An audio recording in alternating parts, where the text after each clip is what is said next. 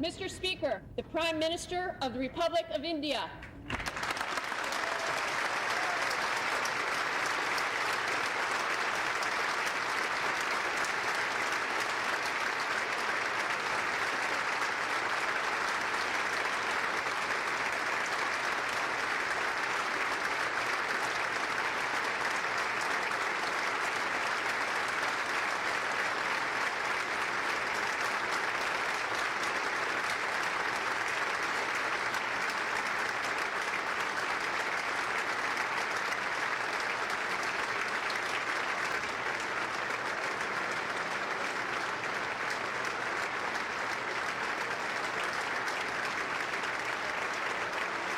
साल 1991 ईस्वी का यह वह समय था जिसने देश की आर्थिक इतिहास को बदल कर रख दिया। जब देश आर्थिक पतन के कगार पर खड़ा था, विदेशी मुद्रा भंडार में इतनी गंभीर स्थिति आ चुकी थी कि भारत के पास केवल 15 दिनों तक के आयात का पैसा बचा था। लेकिन इसके बाद जो एडवेंचर और हिस्टोरिकल डिसीजन लिया गया, उसने भारतीय अर्थव्यवस्था को फिर से परिभाषित कर दिया और इसके पीछे खड़े थे एक महान अर्थशास्त्री और राजनेता डॉक्टर मनमोहन सिंह। साल 1990 के दशक की शुरुआत में भारत अपने आर्थिक नीतियों की बोझ तले दबा हुआ था। देश एक बंद समाजवादी आर्थिक मॉडल का पालन कर रहा था, जिसमें उद्योगों, व्यापार और विदेशी निवेशों पर भारी सरकार का नियंत्रण था। हालांकि इस मॉडल के पहले के दशकों में कुछ सफलताएं मिली थी, लेकिन 1980 के दशक के अंत तक यह अयोग्यता, ठहराव और वित्तीय घाटे का कारण बन गया। लेकिन साल 1991 तक स्थिति नियंत्रण से बाहर हो चुकी थी। खाड़ी देशों ने तेल की कीमतों में वृद्धि कर दी, जिससे भारत की वित्तीय स्थिति और खराब हो गई। विदेशी मुद्रा भंडार एक खतरनाक स्तर पर गिरकर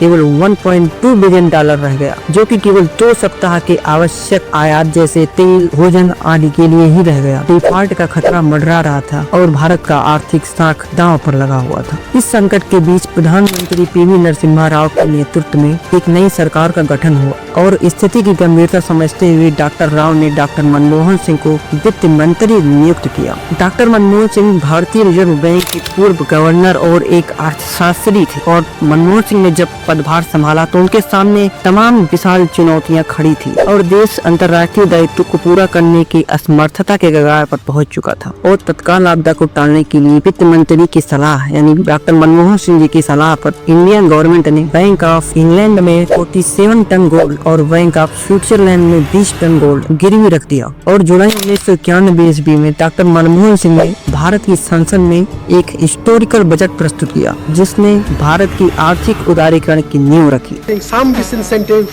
for export of certain primary products where the same product can be easily exported in value-added form. I therefore propose to impose an export duty of 10% on exports of certain types of finished leather and on unpolished granite in order to encourage exporters to shift to leather products and polished granites. व्यवसायों को प्रतिबंधित करने वाले licence और permit की जटिलता को समाप्त कर दिया गया, जिससे उद्योगों का नवाचार और सरल हो गया। विदेशी निवेशों को प्रोत्साहित किया गया। दूरसंचार, बीमा और बैंकिंग के क्षेत्रों को निजी लोगों के लिए खोल दिया गया।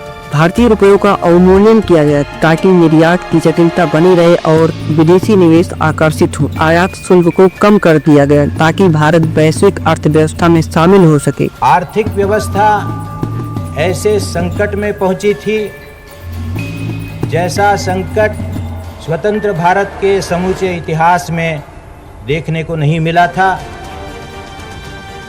हमारी साख, आर्थिक साख एकदम लुप्त सी हो गई थी। 1-2 हफ्तों में हम अपने कर्ज चुकाने में असमर्थ होने वाले थे।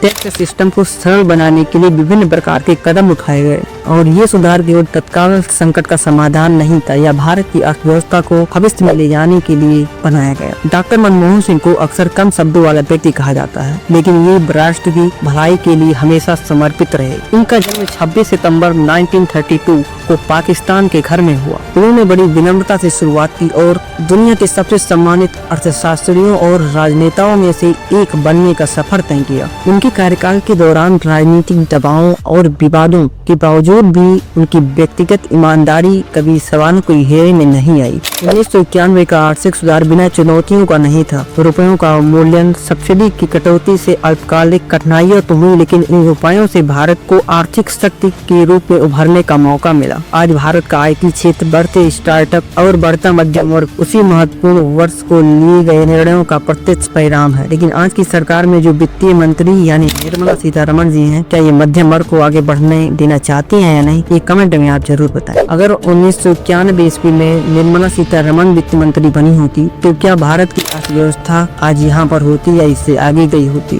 तो 1991 ईस्वी का डॉक्टर मनमोहन सिंह द्वारा आर्थिक सुधार भारत के लिए नए युग की शुरुआत कर दिया। अगर ये वीडियो आपको पसंद आई हो तो वीडियो को लाइक करें, अपने दोस्तों के साथ शेयर करें और चैनल को सब्सक्राइब जरूर करें। धन्यवाद।